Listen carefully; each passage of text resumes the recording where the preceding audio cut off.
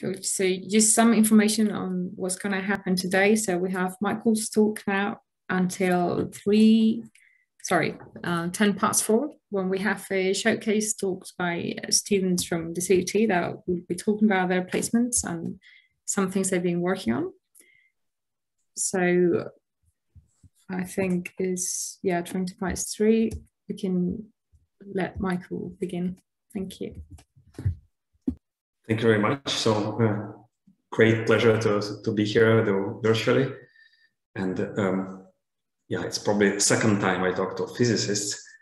So I hope that you will be able to appreciate the topic of this talk. And I will be talking about geometric deep learning and essentially how many of the modern deep learning architectures can be derived from first principles of symmetry, which is a very, I guess, fundamental principle in physics as well.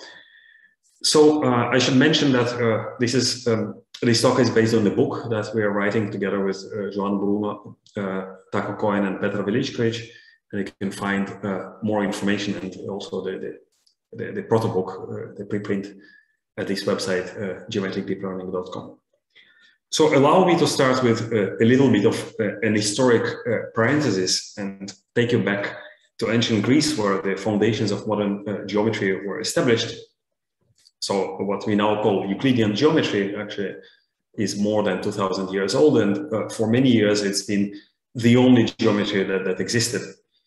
And what happened is that what is called the fifth postulate of Euclidean geometry on parallel lines appeared to be very stubborn. So people for many years tried to prove it, but it somehow defied any attempt to prove. And what happened in the 19th century is a sudden realization that actually you cannot prove it, and you can construct other kinds of geometry. So some geometries that are maybe formally not considered non-Euclidean geometry, such as projective geometry, have been known probably a little bit earlier. But constructions of hyperbolic geometry by Lobachevsky, Gauss himself considered these ideas, never published, János Bolyai, and then Gauss's own PhD student, Bernard Riemann. So they created this new world with a zoo of different geometries that towards the end of the century created a bit of unhealthy situation, that there were these siloed types of geometries, and mathematicians of that time were debating what are the relations and how to define a geometry. And a solution was proposed by Felix Klein. He was only 23 years old when he got an appointment as a full professor at the University of Erlangen in Bavaria in Germany. And as it was customary in Germany, and still customary, I think, as far as I know, he was asked to prepare a research prospectus about his future research that entered the history of mathematics as the Erlangen program, even though he spent only 3 years at that university and then moved on, eventually setting his career at Göttingen. And in the Erlangen program, Klein proposed approaching or defining geometry as the study of invariants or symmetries. So these are properties that remain unchanged under some class of transformations. And for example, you can define Euclidean geometry using rigid transformations that preserve areas, distances, angles, parallelism of lines. And he proposed formalizing these transformations using the language of group theory, which was a shiny new set of tools that he is credited also as one of the creators together with Sophus Lee and Évariste Galois. And these ideas appear to be extremely powerful, so it took quite some time, about 50 years, before it could be united with differential geometry, the work of Élie Cartan. Category theory is a natural development of these ideas, and in physics, as you probably know better than me, the idea of Erlangen program came through in a powerful way through Noether's theorem that showed, roughly speaking, that you can derive conservation laws from first principles if you consider symmetries of some variational systems. And for example, you can derive conservation of energy from the symmetry of time. And this idea through the notion of gauge invariance, that was the term that was introduced by Hermann Weyl. I think he tried first to use it for general relativity, and there was, I think Einstein pointed to a mistake, but these ideas, maybe in slightly generalized form with non-abelian groups, or developed by Young and Mills in the 50s. And this is what got the name of the Standard Model in the 70s that, at least as far as I know, describes all the physics that we currently have, with the exception of gravity. So I think I can just quote here probably one of the leading physicists, the Nobel laureate Philip Anderson, that it's only slightly overstating to say that physics is the study of symmetry. So again, I guess I don't need to preach to this community that symmetry is important, but you can of course wonder, what does it all have to do with deep learning? So I think there are two things that I would like to mention here. First of all, the situation itself in the field reminds a lot what happened in geometry. So I think nobody has a doubt that at least in some fields, deep learning amounted to a true revolution, in particular in computer vision, speech recognition, natural language processing. Really some of the tasks that are possible nowadays would appear nearly science fiction just 2 decades ago. On the other hand, we now have again, like 150 years ago, this zoo of different neural network architectures this time that are suitable for different kinds of data, but few unifying principles. And as a consequence, it is often hard to understand how these methods are related to each other. And inevitably, we have this phenomenon of reinvention and rebranding of the same concepts. And this is obviously also an unhealthy situation. So that's why we think of geometric deep learning as a kind of geometric unification program in the spirit of the Erlangen program of Felix Klein. And it provides a common mathematical framework that allows to derive from first principles some of today's most popular and successful neural network architectures. And also you can wonder what will be there maybe beyond deep learning. So I hope that these principles can survive their particular implementation that is fashionable nowadays, and basically create a constructive procedure to build future machine learning architectures in a principled way. So we popularized this term geometric deep learning in IEEE signal processing paper, and well, nowadays I often see that it's used synonymously with graph neural networks, but I hope to convince you today that this is the overall picture is much broader. So let's have a look at probably the simplest and well, one of the most canonical instances of machine learning, supervised learning. Let's say that you want to design a system that inputs images of cats and dogs and tries to classify them, right? So it's essentially a function estimation problem. We are given the outputs of some unknown function, this black box, that we can measure on the training set, right? And look, the training set in this case are instances of labeled images of cats and dogs, and we try to find a function from some hypothesis class that would fit well the training data. And we hope that it would allow us to predict the outputs on the test set on previously unseen inputs.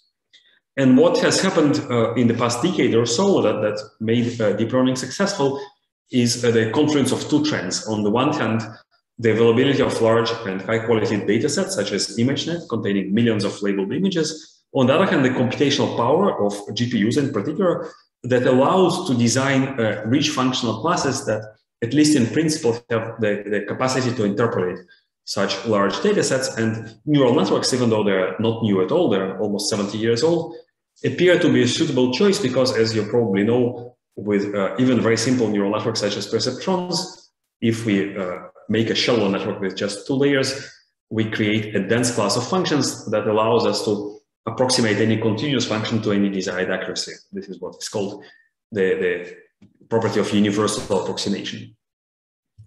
Now, the setting of this problem in low dimensions is a classical problem in approximation theory. It has been studied very extensively, and you get a lot of bounds that allow you to tell how the error will look like if you sample your space in a certain way. But unfortunately, these bounds do not work in high dimension. And here is a very simple example. So here we have a very regular class of functions, right? Let's say one Lipschitz continuous function. So we can create these functions by placing Gaussian blobs at the quadrants of a unit square. And you see that when we, or unit hypercube. So you see that when we increase the dimension of this space, the number of samples that is required to guarantee a certain error will grow exponentially with the dimension, and we get a phenomenon that is a manifestation of what is called the curse of dimensionality. And unfortunately, this is not some exotic outlier. Most modern machine learning methods need to deal with data that is not two-dimensional or three-dimensional or maybe 100-dimensional. How about thousands or millions of dimensions? So the curse of dimensionality is in a sense built into these problems, and the naive approach of regularity that has been used before doesn't work here. So this is probably best manifested in computer vision problems. If you take images, they tend to be very high dimensional. And if I just naively take an image and I stack it into a column vector, let's say, and pass it into a neural network, you see that even a very simple operation like shifting the image by one position will result in very different inputs. And I will need to do what is called data augmentation. So I will need to introduce multiple shifted versions of this digit into my data set in order to train the network to recognize it as the same digit.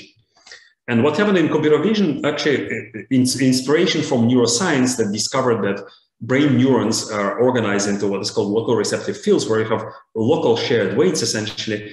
It has led to a new class of architectures, first the neocognitron of Fukushima, and then the classical convolutional neural networks of Jan LeCun, where this weight sharing effectively solved the curse of dimensionality. Now, we often need to deal with different kinds of data. And what you see here is a molecular graph. So the nodes here represent atoms and edges represent chemical bonds. And well, you can, maybe some of you can recognize that this is the molecule of caffeine. So if we want to predict some property of this molecule, for example, let's say atomization energy, so we can still parse the node features into a vector and apply a neural network on it. But the problem is that we don't really have now any canonical ordering of these nodes, right? So this vector can be reshuffled in any way I want. And this is a very practical problem in, for example, in drug discovery and virtual screening. These problems are very practical and done by pharma companies.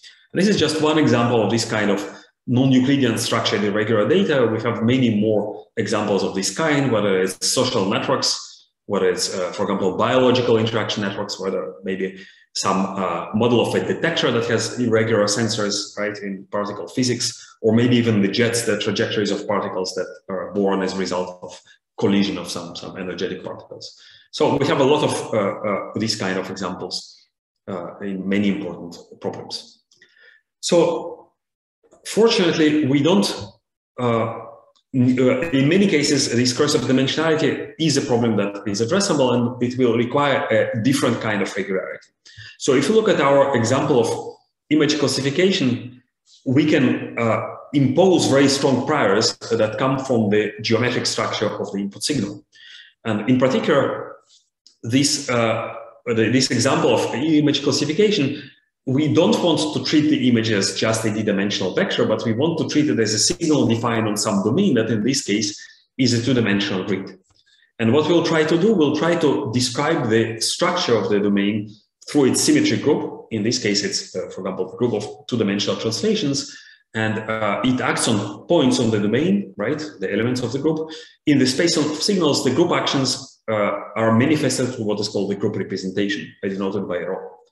Right, so just to make it concrete, in our case, this representation will simply be the shift operator, right? A D by D matrix that acts on a D-dimensional vector. Now, I should say that maybe a slightly subtle point that typically the structure of the domain itself, right, whether it's a grid or something else, would be natural from the kind of data that you get, right? So if it's an image, obviously it is a grid, right, because that's how it is sampled, for example, by the sensor of your camera. Which symmetry group to assume depends very much on the application. So imagine that you have a problem of traffic sign recognition. So most of the traffic signs are typically have more or less canonical orientation, right? It is very unlikely that you will find them strongly rotated. So in this case, probably the assumption of translation invariance, as we'll see, will probably be reasonable. If I can also allow, for example, for my car, let's say, to fly, then of course rotations will also should be taken into account, and then we have a rotor translation group. And if I want also to account for reflections, well, in case of self-driving cars, it will probably not be physical, unless you see the traffic sign in your back mirror. But imagine that you have another example of a histopathological sample, which is a thin slice of tissue that you put under the microscope, and there you can see both rotations, reflections, and translations. So it really depends on what you're trying to achieve. Now, the kind of regularity that this structure imposes on the function that we apply on our images, right, or on our data in general, we can distinguish, roughly speaking, between two different cases. So first case is what is called group invariance. So we want to have a function that is unaffected by the action of the group, and a good example is object classification. So we don't care where the cat is located in this image. I still want to say that this is a cat, right? So this is an example of shift invariance. We might have a different kind of problem where the input and the output structure is the same, right? Where, for example, I want to segment the cat in the image, so the output will be a pixel-wise label mask, and we want the output to be transformed in exactly the same way as the input. So this is what is called shift equivariance. Now, another principle besides symmetry is what is called scale separation. And again, I think for physicists, it is a very common principle. It is actually what allows us actually to make physics computationally tractable, because if I want, I don't know, to consider some physical system at the microscopic scale, right? I sit in this room, for example, and I'm surrounded by quadrillions of molecules that collide and bounce off the walls of this room. So if I were to try to model this system by looking at the degrees of freedom that characterize each molecule, of course, it will be infeasible. But at some level of abstraction, if I zoom out, maybe I can describe the system with just a few number of parameters, like, for example, I don't know, the viscosity or the temperature. And if I zoom out even further, maybe all this very complex structure of the Earth with its atmosphere can be collapsed into a single point when I'm talking about the orbit of the planet on a cosmological scale, right? So in case of machine learning, we can construct a multi-scale hierarchy of domains. And also on these domains, we create a hierarchy of signal spaces that are related by the coarse graining operator that I denote by P. And we can apply our functions on coarse scales. And we are interested in functions that we call locally stable that can be approximated as the composition of this coarse graining operator and the coarse scale function. So these are, in a sense, a well-behaved function that allow to abstract these long-range interactions, separate them across different scales.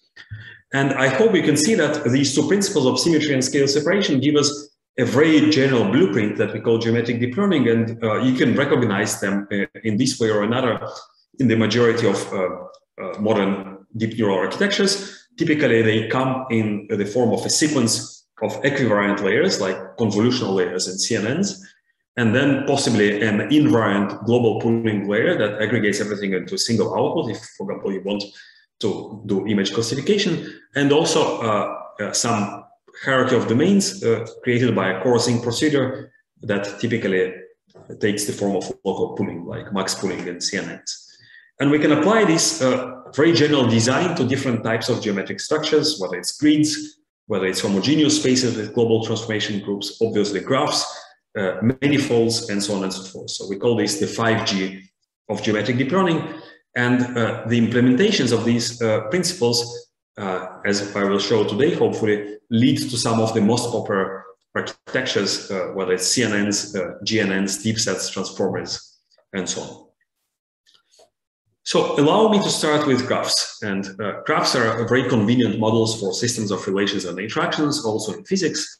But I would probably, this is my professional deformation because of the work at Twitter, let me think of this mental picture of a social network, where we have different users that are connected by edges that model their social relations. And let's say that we can associate a d-dimensional vector of features with each user. Now, one important thing that you need to understand about graphs is that these are abstract topological objects. So in particular, they don't have a canonical way of ordering the nodes, right? What I already mentioned in the example of a molecule.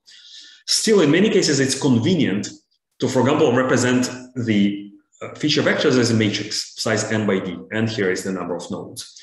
Or the structure of the graph is the adjacency matrix, n by n, where 1 encodes the presence of an edge and 0 the absence of an edge. Now, what we need to understand that these structures are defined up to a permutation, up to reordering or different ordering of the nodes. And you can see that this permutation is actually a representation of the permutation group. We have n factorial elements in this group. I think it's sometimes called the symmetric group.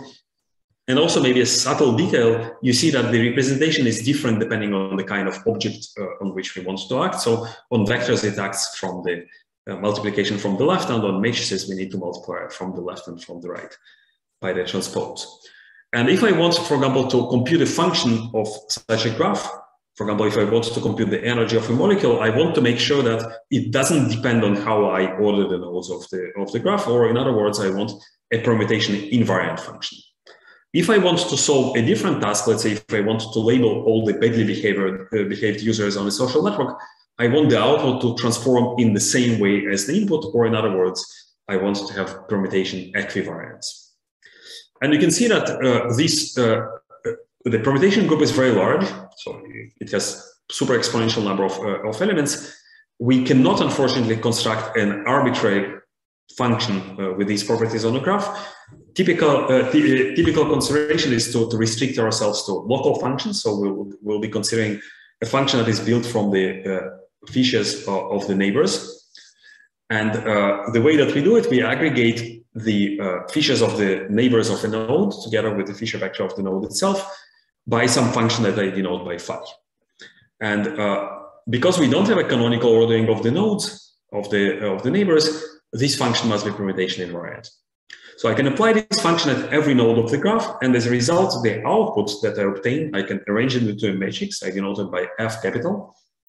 So this function will be a permutation equivariant, right? It will change in the same way if I reorder the nodes of the graph. And the choice of this local function phi is extremely important. It determines the expressive power of the resulting architecture. And in particular, you can show that if this phi is chosen to be an injective function, then the resulting neural network will be at most as powerful as the Weisfreier-Lehmann graph isomorphism test, which is a classical algorithm in graph theory that tries to determine if two graphs are isomorphic. So I remind you that we say that two graphs are isomorphic if there is an edge-preserving bijection between them, or in other words, if I can take one adjacency matrix and permute it into another, right? So they are equal up to the ordering of their nodes. And what this algorithm does, it does some form of iterative color refinement. So it starts with all the nodes of the graph with the same label, right? Same color, let's say blue. And it looks at the structure of the neighborhoods. So in this case, initially I have two kinds of neighborhoods. I have a blue node with two blue neighbors and a blue node with three blue neighbors. Because the function is injective, these colors will be mapped to two distinct colors, green and yellow. And now in this color refined graph, I have three structures, right? I have three types of neighborhoods. I have green node with two yellow neighbors. I have yellow node with one yellow and two green neighbors. And I have a green node with one yellow and one green neighbor. So these will become violet, red, and gray.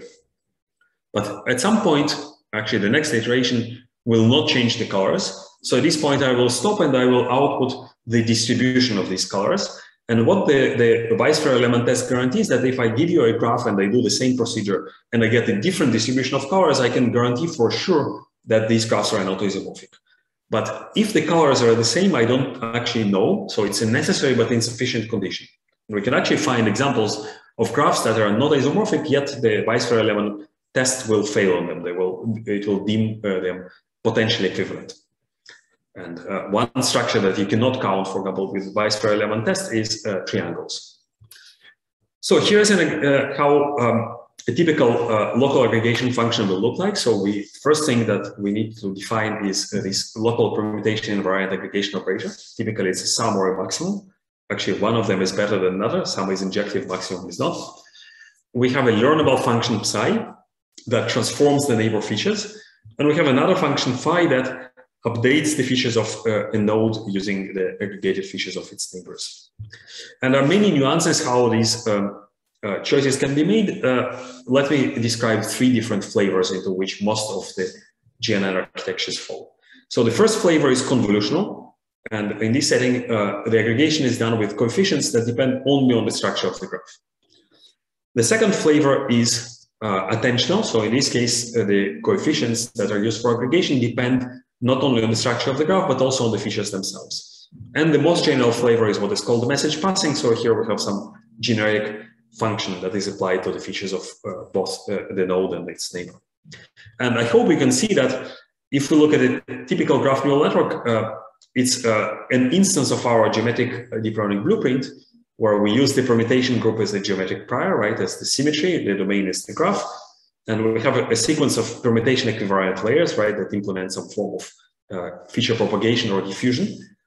An optional global pooling layer to produce, in some applications, if they require so a single graph-wise output, and then possibly also some local graph coarsening that implements a local pooling layer that can also be learnable. Now, it is interesting to see that some corner cases of these graph neural networks, and in particular, we can take a graph and wipe out all the edges, right? So we are left with a set, and the set has the same structure as a graph. It is unordered. So in this case, we can do two things. We can consider each element of the set on its own. So we apply some shared function phi to the elements of the set, and in this case, we get again a permutation equivariant function. This architecture is known as deep sets or point nets in graph neural networks literature. We can, on the other hand, say that every element in the set can talk to any other element of the set. In this case, we get a fully connected or complete graph. And actually, you can see that if we apply the attentional flavor, in this case, we can interpret attention as a kind of learnable soft adjacency matrix. And I hope that you can recognize the famous transformer architecture that is now very popular in natural language processing. It's also a particular case of a graph neural network. I should say that this is a little bit of cheating because transformers are usually applied to sequential data, such as a sequence of words in a sentence, where actually the order of nodes is given. So typically, this is conveyed to the network, to the transformer in the form of positional encoding. So I have some additional features that are attached to each node and tell the transformer where exactly in this, on this domain we are. And these ideas can be applied to general graphs as well. So there are multiple ways of doing positional encoding. One of them was described in a paper of my students, Georgos Bouritsas and Fabrizio Frasca, where we use what we call structural encoding, where we count certain structures such as triangles or cliques or cycles. And we can show that if we infuse our message passing neural network with these structures, we are strictly more powerful than the Weiss element test, or actually higher order KWL tests by appropriate choice of substructure. And you can also think of this choice of substructure as a kind of problem-specific inductive bias, because in some data sets, in some applications, we know that certain structures are prominent. So in organic chemistry, for example, these are cycles, right? If you look at the caffeine molecule, you see that it has a 5 cycle and a 6 cycle, right? Another very prominent organic structure is what is called aromatic rings. So this is a 6 cycle. And we show in this experiment that if we count these structures and make the neural network aware of them, we are able to predict much better some chemical properties of molecules, such as water solubility, which is a common benchmark in drug screening. So you can see from here that graph neural networks can actually be applied in situations when the graph is even not given. And the somehow overwhelming trend in the community recently is that you don't necessarily need to use the input graph for message passing. So you can separate between the input and the computational graph. And this can take different forms, whether it's form of, for example, graph sampling. Initially, it came from scalability considerations, where you have gigantic graphs such as Twitter or Facebook follow graph. You can rewire the graph, so you can smooth some of the noise, remove this noise from the graph. Or, for example, you can use multi-hop filters, where you aggregate information not only from the neighbors, but the neighbors of the neighbors. So you can also learn the graph on which to run graph neural network, optimize it for the downstream tasks. So this is often called latent graph learning. And you can also make this construction differentiable, backpropagate for it, and update it throughout the layers of the graph neural network. And one architecture, the first instance of this architecture is dynamic graph CNN that we first did for the analysis of point clouds in computer graphics. And from what I hear from particle physicists, that I think under a different name, more or less the same idea is now being used for classification of particle jets in collider experiments. So let me move from graphs to grids, and grids are obviously also a very popular structure, and you can consider them as a particular case of graphs. So this grid with periodic boundary condition that I show here is what is called a ring graph. Now, the first thing that you notice on a grid is that the structure of the neighbors is exactly the same, right? So every node here has exactly 2 neighbors. But what is even more, I remind you that in the general case of graphs, we had a multi-set of neighbor features that I had to aggregate with the permutation invariant function because I didn't have the ordering of the neighbors. So in case of a grid, we actually do have this ordering, so this function is more specific. And if I further make it linear, what I get is the classical convolution that I can represent as a circulant matrix. So a circulant matrix is a matrix where I can take one column or one row and cyclically shift it by one position every time and append these columns one after another. So I get this multi-diagonal matrix that is formed by just a single vector of shared parameters. So that's exactly the weight sharing that I mentioned in the beginning in the context of convolutional neural networks. Now, what is special about circulant matrices is that they commute with respect to multiplication, unlike general matrices. And in particular, I can pick up one such matrix, and an especially important circulant matrix is the shift operator, right? What we've seen before. So it's a matrix, if you multiply it by a vector, you get the same vector with the elements shifted by one position cyclically.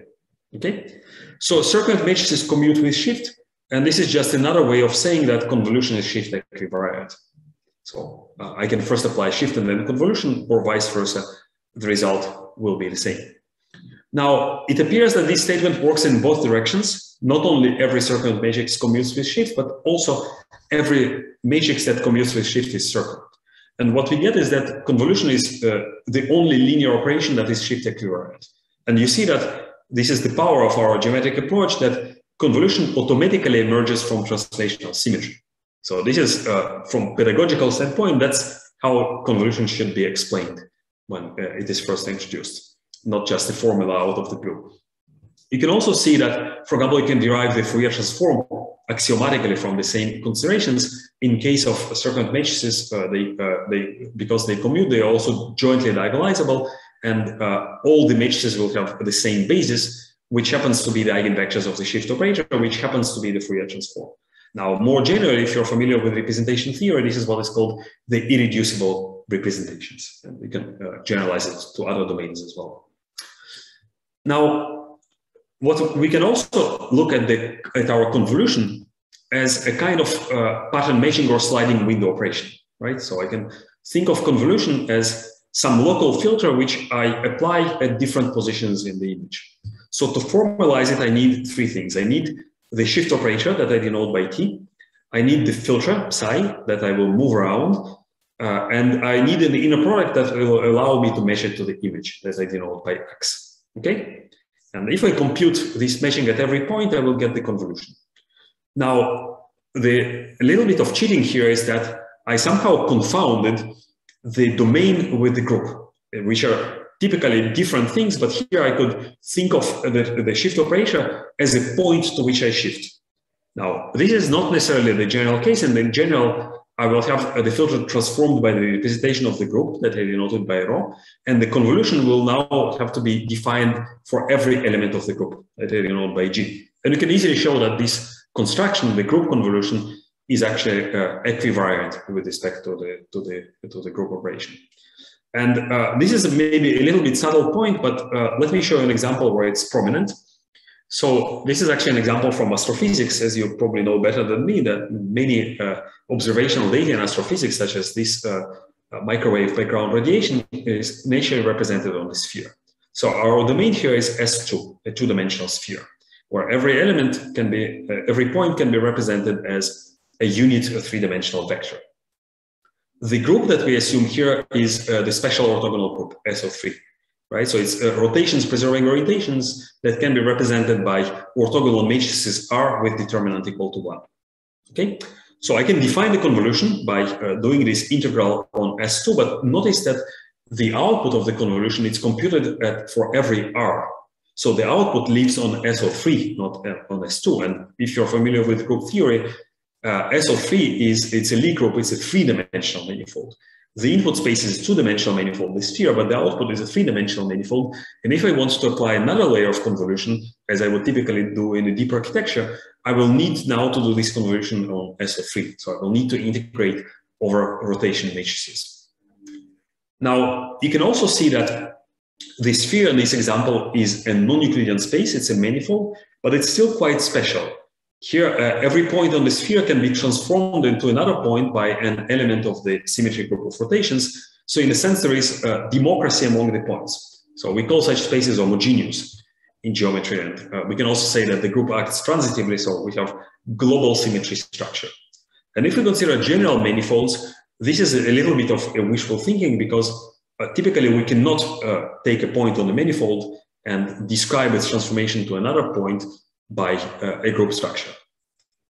So again, if I compare manifolds to images on an image, one thing that you notice is that if I take this local filter and I try to move it around, the way I move it doesn't matter, right? I can move it along the blue path or along the green path, the result will be the same. On the manifold, the situation is dramatically different. So you can see that moving along different paths, I will get to a completely different result. So in differential geometry, this is called parallel transport, and it tells that because of the curvature, the result of moving a vector on the manifold will be path dependent. Now, what you need to understand about manifolds in general, that these are topological spaces. So very roughly speaking, we have the notion of neighborhood, but not the notion of distance. And if I take a point on the manifold and locally around the point, I can identify it with a Euclidean space of certain dimension. This is what we call a manifold, right? Of course, if we want some extra structure, I need to equip these local Euclidean spaces, what we call the tangent spaces, with a Riemannian metric, with a local inner product. And if the manifold is deformed in a way that doesn't affect the metric, we say that this deformation is isometric. Now we can define an analogy of convolution by applying local filter in the tangent space. And if we make this construction intrinsic, then the result will be invariant to isometric deformations. And in fact, this was the first construction of what we called geodesic CNNs that was done by my students. Now, one important thing to say that if I want to compute these kind of integrals, I cannot work with abstract vectors. I need to express them with respect to some basis. And this is what physicists call a gauge, right? So some local reference frame that rides smoothly on the manifold. And unfortunately, we don't have a canonical way of prescribing this gauge. So there will be some ambiguity that depends really on the kind of structure, on the amount of structure that I assumed. On the naked manifold, which is just a topological space, I can transform the gauge arbitrarily. So it will be defined up to an invertible matrix. So it will be what is called the general linear group. But if I have a Riemannian manifold, so the metric structure gives us volume and it gives us orientation. So I can transform, I can restrict this, what is called the structure group of this manifold to a special orthogonal group in the case of two-dimensional surfaces, in this example, to SO2. And we can define filters that depend on the gauge that transform in the same way with the change of the gauge. So what is called gauge equivariant filter. This was a beautiful work of Taco Cohen and Max Pelling. So in this case, the filter will change, will rotate if I rotate the underlying gauge. And well, I will not go into details why this is important. So if you want to do analysis of surfaces that are used to represent three-dimensional objects in computer graphics and vision problems, you can make very simple architectures that basically incorporate by design this kind of invariants. And one application where this is prominent is, as I mentioned, problems such as in computer vision and graphics, such as motion capture and augmented reality.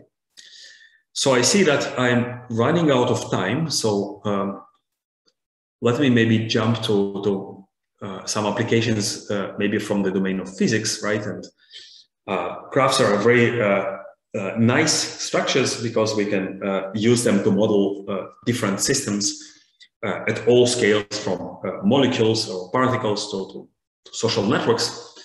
And in particular, in particle physics, graphs are a nice abstraction to describe the particle jets that are born as a result of particle collisions in a collider such as LHC.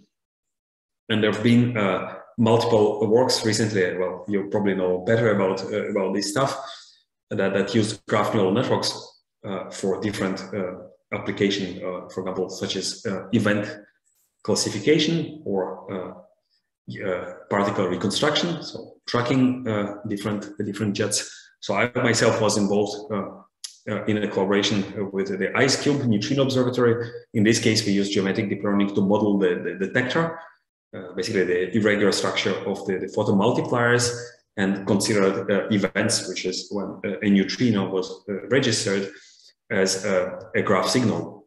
And in this case, the task was to separate astrophysical energetic neutrinos from background events. And one of the challenges of this problem that it has a very small, very low SNR. There are very few positives. So there are also multiple works modeling detectors with geometric architectures. So this is, I think, some other particle physics experiment, and also in astrophysics, graph neural networks have been used, for example, to regress redshift. Let me just mention another problem which comes from the domain of quantum chemistry, and it finds applications in drug design and virtual screening, which, as you know, is a very long and expensive business because drugs need to undergo a lot of different phases before they hit the market. And actually, graph neural networks historically were designed for these kind of chemical applications where you want to virtually screen multiple molecules. And the number is really humongous. It's a combinatorial complexity, something like 10 to the 60 of possible synthesizable small molecules. And you want to select promising candidates that you can then test in the lab or in the clinic. And actually, if you think message passing neural networks in 2017, the work of Gilmer, were developed for predicting properties of molecules, actually even more before the name graph neural networks was coined, I think by Gori and Scarselli in the 2007 approximately.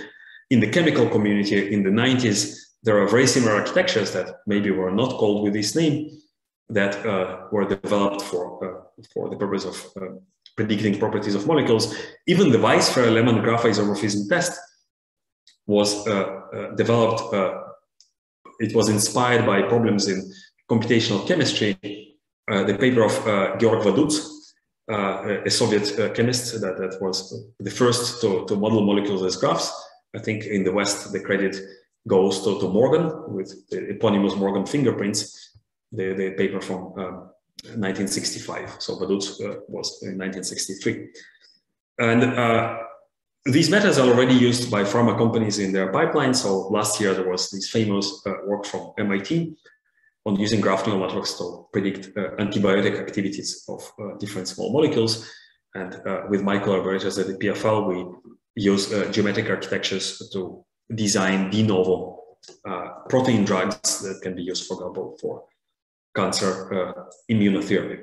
So I think I'm out of time. I was asked to talk for only 40 minutes, so I will probably stop here, and thank you very much. We'll be glad to answer any questions.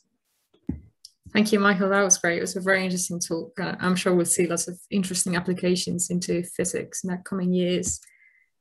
So let's move into questions now. Please feel free to just raise your hand using Zoom if you have any questions, or write them on the chat if you're shy about asking on camera.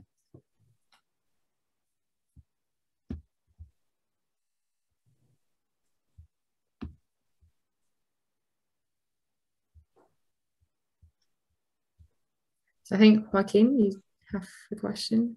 Go ahead. Yes. Thanks, Michael, for the talk. You probably mentioned that somewhere.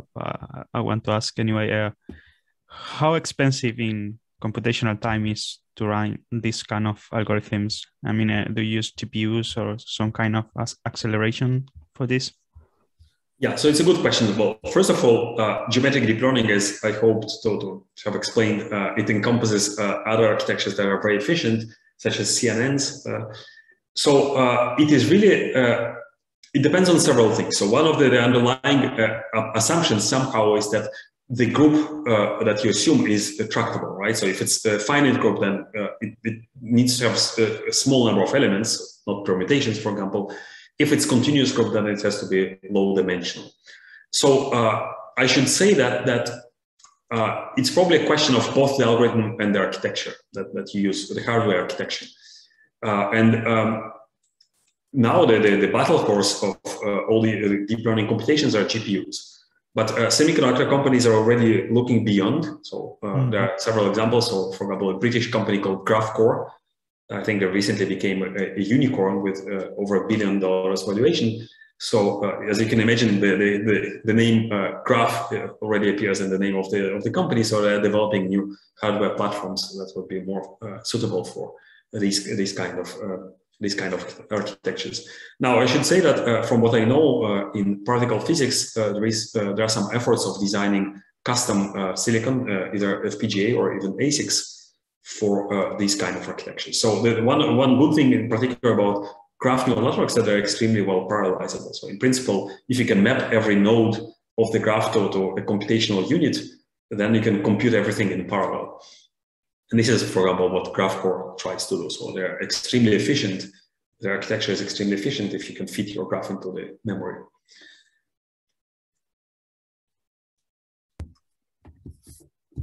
So if there are no other questions, I have a question too, and it's on the local aggregation functions that you showed for GNNs.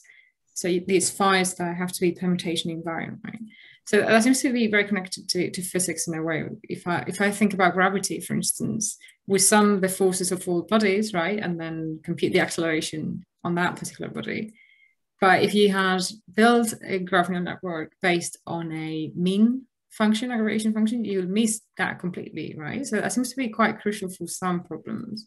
Or even combining different ones could be interesting, right? If you want to do some sort of like multiple impact expansion, like in electrical fields, right? For instance, I don't know if you've done work on that. Yeah, I think this is a very good point. So as you're saying, exactly, this kind of permutation invariance automatically implies that you don't have a notion of direction on the graph, right? So your filters will be isotropic. And in some cases, well, there are ways you can actually you can create some form of an isotropic diffusion or propagation of graphs. So there are, well, I don't have time to go into details. You can use, for example, some graph substructures such as graph motifs. You can use maybe some additional information. In many cases, though, these graphs are geometric. So it's not just an abstract topological construction, but the graph actually lives in some physical space, right? So if you think of a molecule, for example, so the nodes are atoms that have 3D coordinates. What you can do in this case, you can actually treat differently the geometric features from the, let's say, chemical features, right? So in the molecule, we'll have, for example, maybe the charge and the atomic number, right? And you will also have the 3D XYZ coordinates of the atom. So you can account for the I think physicists call these internal symmetries, right? So you have the symmetry of the domain, right? So the external symmetry, and you have also the internal symmetry of the features. So in this case, the internal symmetry of the feature, for example, you want to impose rotation equivariance, right? Or Euclidean equivariance. So I don't care how the molecule is located in this space. I want the result to transform in the same way, right? And obviously, you treat it differently from the chemical property of the atom.